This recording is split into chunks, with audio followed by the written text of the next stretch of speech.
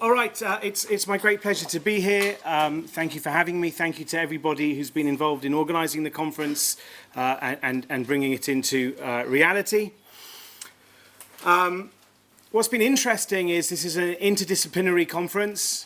We have historians, political scientists, philosophers, scholars of Jewish studies and more. And I'm going to be coming to thinking about some of Rabbi Sachs's contributions as a philosopher.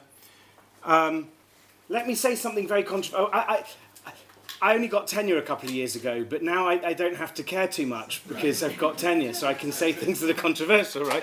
So I'll use that. And I'll say, I think it's crucially important that we do study Rabbi Sachs as a figure in Jewish intellectual history, and that means we need to study him as historians. But I think it's crucially important that it doesn't stop there, that he isn't only a topic for intellectual history. In fact, Jewish studies sometimes could be said to suffer from over-historicizing its topic. In fact, Rabbi Sachs speaks about this in one of his earliest books, Tradition in the Non-Traditional Age, where he talks about some of the perhaps negative agendas of the Wissenschaft, the Judentum, the kind of first Germanic attempts to bring Judaism into the academy. And he quotes, Rabbi Sachs quotes a reputed statement of Moritz Steinschneider, who was one of the founders of Wissenschaft and the Judentum, that the job of academic Jewish studies is to give Judaism a decent burial, right? Because Judaism is something in the past, and now the job is to give it a decent burial. And Rabbi Sachs, of course, was fixated by the future tense. In fact, that's a novel of one. That's the name. Novel. That's the name of one of his books, The Future Tense. He speaks about Judaism as a future-oriented faith, and therefore, without, and that's why I wanted to walk carefully, without meaning to denigrate Jewish studies, because I place a great and crucial import on understanding the history of our people and our intellectual history, and that does need to be done with the objective tools of a historian and sociologist and other such tools. I think it's also important that we continue to think in Saxian ways as we look towards the future. That Rabbi Sachs informs Jewish philosophy going forward. In fact, I would say something else controversial that it's okay because I've got tenure, is that in Israel, there, and even in these hallowed halls of Bar-Ilan University, which I'm very privileged to be speaking in, and I'll probably never be invited to speak at again after I say what I'm about to say. But even in these hallowed halls, we make a distinction, a sociological distinction between philosophy and Machshavet Yisrael, philosophy and Jewish philosophy. These are separate topics. That doesn't seem to be the way that Rabbi Sachs saw things. He wanted to bring Judaism into the conversation with non-Jewish sources, and it wasn't merely about, and somebody said this last night, and I agree full-heartedly, it wasn't merely about what the non-Jewish sources could do to illuminate or maybe make more relevant our own tradition. It was also, crucially, what our tradition has to say to the rest of the world. And if we silo ourselves off into Jewish studies, Jewish studies is very important. So is Jewish philosophy. So is the study of the intellectual history of Jewish philosophy. But Jewish philosophy should also be done as philosophy. And what it means, I think, to engage with Rabbi Sachs's work as a philosopher is one of two things. Either, as we've seen some of the talks today, is to look at what Rabbi Sachs wrote and see where there are problems, like my good friend, who I've only met once in the flesh, but we've known each other over the internet for longer than that. But what Daniel Reinhold was doing today is to see where are there some contradictions or problems in the text, and using philosophical tools to try and solve those. And there were other examples. I was picking out Daniel just because it was a salient example. There were other examples of that through this conference. I think a different way to engage Rabbi Sacks as a philosopher is to address maybe issues or problems that he didn't address, but to see what could be said in a recognizably Saxian spirit about new questions or questions to which he didn't turn. And in a sense, that's what I'm going to be doing in this talk, although I probably won't have long enough to develop the point extensively. One of the things that's come up, this is a picture of Rabbi Sacks that I found on the BBC's website for the Wreath Lectures. So it was probably taken around the time of the Wreath Lectures, 1990, I think, it was the Wreath Lectures, which were later published as The Persistence of Faith. One of the things that's come up in a number of talks today is Rabbi Sacks' affinity to communitarianism. A philosophical movement, a kind of broad philosophical movement that kind of reached perhaps a zenith in the 1980s. A number of thinkers like Alistair McIntyre, Michael Sandel, Charles Taylor, and others. And one of the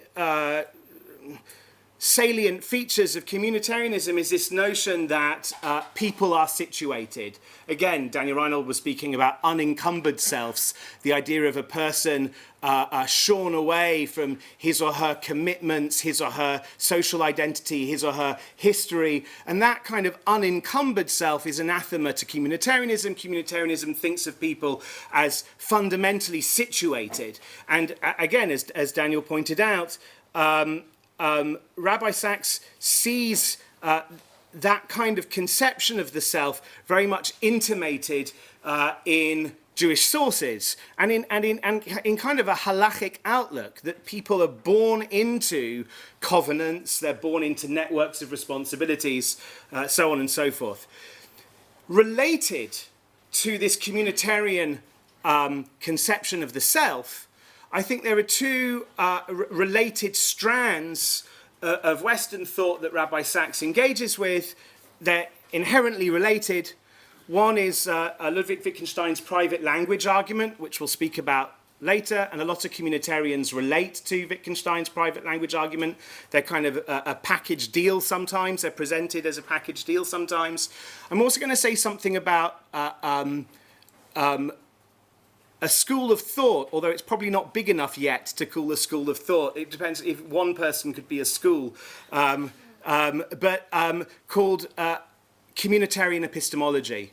There are actually a number of people in the literature who call themselves communitarian epistemologists, but I've condemned them, in a sense, in something I wrote as being communist epistemologists, and I think Rabbi Sacks is actually a better example of a communitarian epistemologist. I'll try and unpack what I mean by all of that as we go along. I want to start with reflections on the private language argument. In The Persistence of Faith, which were the Wreath Lectures when they were published in a book, Rabbi Sacks speaks about morality as something that's inherently communal.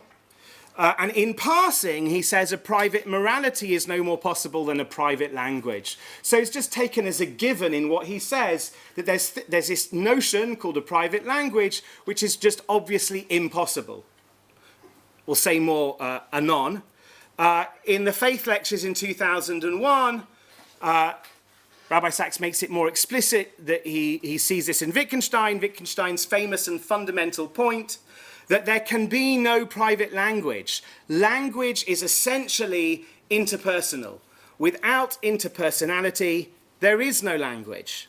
Okay. Now that, I suppose, would be the strongest statement of the thesis which is attributed to Wittgenstein, that there can be no private language. The basic idea would be, I mean, it might sound bizarre to you, but if you were born in a desert island and you weren't raised by humans and you had no contact whatsoever with any community at all, you would learn no language whatsoever. Now, this might sound striking. Why I'd come up with my own language? You know, I'd call coconuts, spoobies, and I'll call, trees clonkies, whatever, whatever. I just give words to, and I'll come up with my own language. Why couldn't you do that? We'll talk about that later, but Wittgenstein argues that's just not possible. If you were alone, you would have no language whatsoever, and here Rabbi Sachs seems to endorse that claim without equivocation. Here, in an earlier text between the two, in Crisis and Covenant, and without speaking about Wittgenstein explicitly again, Rabbi Sachs makes a comparison that he makes often between faith and language. And he says as follows: implicit in Judaism is a deep analogy between faith and language. A language is spoken by a people. There's no such thing as a private language or a universal language. So that's interesting. So Wittgenstein talks about there being no private language. It's interesting to think about why there couldn't be such a thing as a universal language, like Esperanto. Why can't there be one language that everybody speaks? And I imagine that, I'm not going to talk about this today, but if you want to think about Rabbi Sachs's approach to a universal language and the inherent impossibility of a universal language, you'd have to look at Rabbi Sachs's Perushim on the story of Babel. Right, which was the attempt to establish a universal language that was aborted because of divine intervention. Of course, you may think that in the eschaton, in the messianic age, we will return to a universal language, right? And that may well be. So it might be that Rabbi Sachs, we should interpret him to be saying that in human history, there can be no private language or universal language, because Rabbi Sachs very often relates to the Messianic period as beyond history, right? So you've got human history, and then you have the Messianic age. Anyway, he says, we're born into a linguistic community. By speaking any natural language, we are participants in the history of a civilization. Its nuances of meaning and associations were shaped by the past and yet persist into the present. And to speak a language is to internalize its rules of grammar and semantics. Without these rules, we cannot express ourselves articulately. I'm going to come back to that phrase in a minute, because actually that's dialing down the orthodox Wittgensteinian conclusion. He's not saying we couldn't think at all. He's saying we couldn't think articulately. We couldn't express ourselves articulately. Well, there's room for perhaps inarticulate expression, right? Or like less articulate expression. I'll come back to that. I love this quote. It makes me think about the fact that when we use words of a language, whether we like it or not, the words that we use carry with them generations of associations because of their use prior to us, right? So our words carry all sorts of nuances.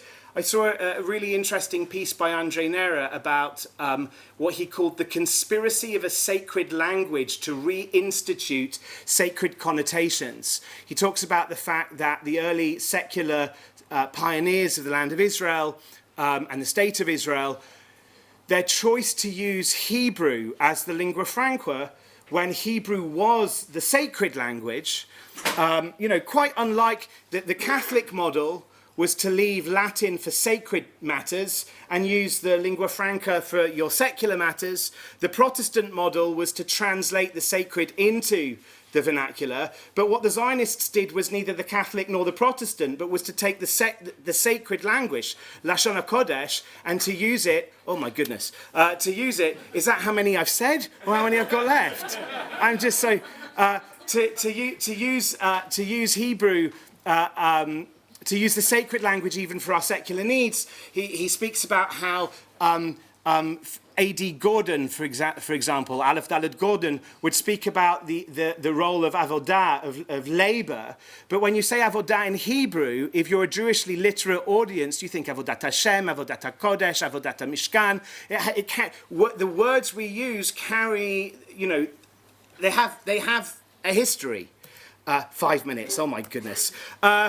What was Wittgenstein's private argument, language argument? It's really not clear. In fact, it's not clear he even had such an argument. There's a massive machloket about where the argument is, what the argument is, and whether there was an argument. But one thing you could say is you could put it like this. One framing of what he may have been saying, this is in his posthumously, he published a lot posthumously, Wittgenstein. He was very active since death.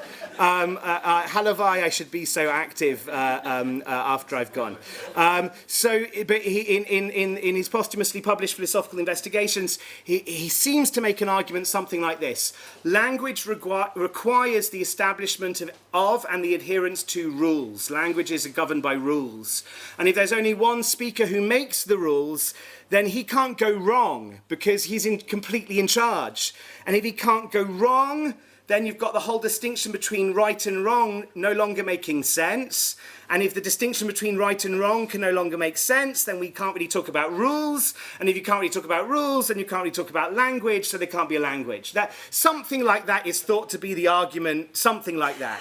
He asks in his remarks on the foundations of mathematics, could a solitary man calculate? Could a solitary man follow a rule? Are these questions somewhat similar to this one? Can a solitary person carry on a trade? Right, because language is for communication, language is transactional, language is public. Could you do it all on your own? Wittgenstein thinks no. He writes in paragraph 202 of the Philosophical Investigations, it's not possible to obey a rule privately. Now, he may be right. I think he's probably wrong.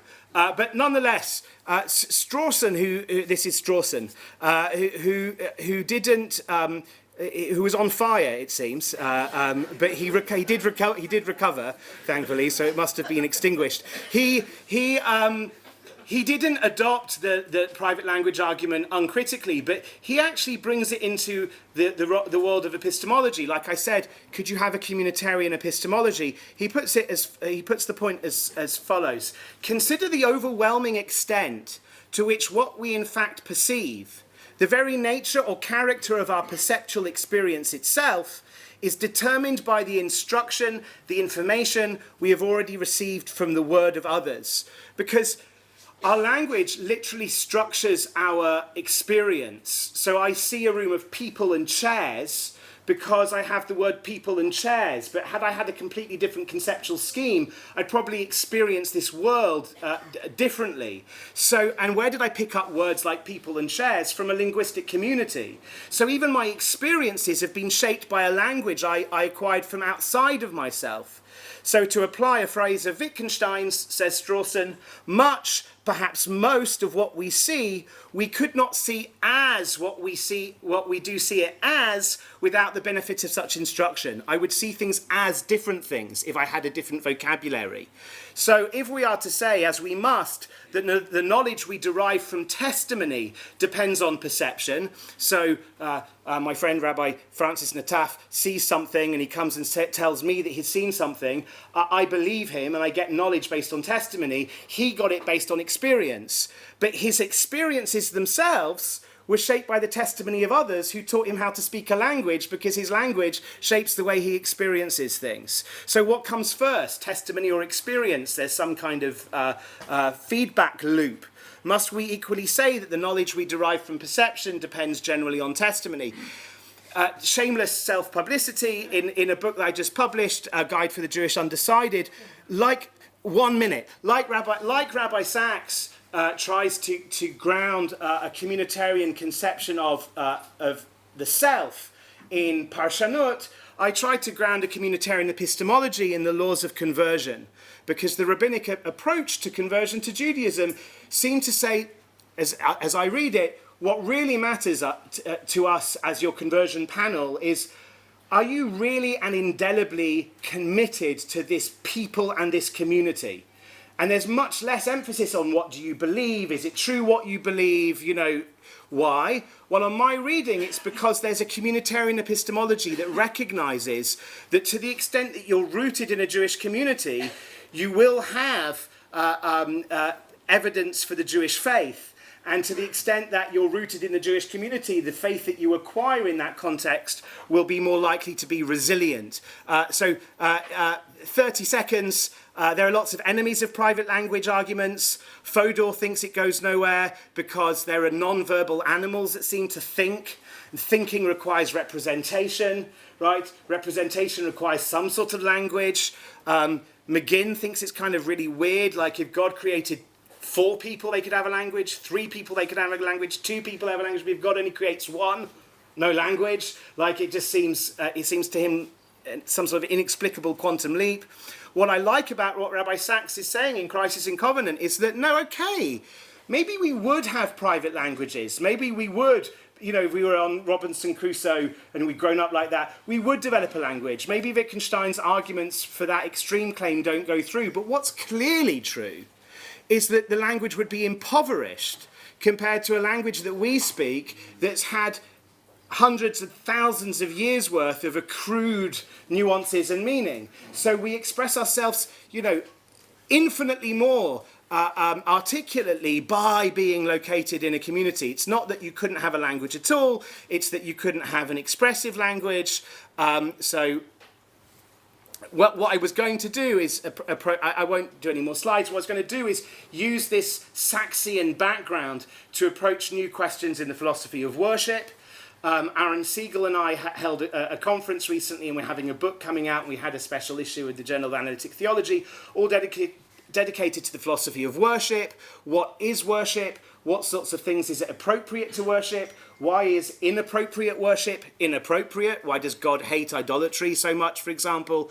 Can we define worship? Is there a single kind of natural kind, or is there just a family resemblance of worships? But the point I wanted to make is that many of the thinkers in this list think that if you are all alone, because there are competing theories out there as to what worship is, and all of the philosophers on this list give a theory of what worship is that seems to say, yeah, you could worship if you were all alone. And I think that Avital Hazoni, and I think Rabbi Sachs would say as well, that would be an impoverished form of worship. When a Jew steps forward to worship in the Hebrew language, even if they do it all alone, they do it in Hebrew, therefore they're carrying the hopes and prayers and thoughts and nuances and associations of every other generation of people who've ever used the prayer book, and all the more so if you do it in communal prayer. But in a sense, it's not possible to pray alone if your prayer is going to be expressive and articulate, because it's going to be done in a language that requires a community. That was basically the thought. Thank you.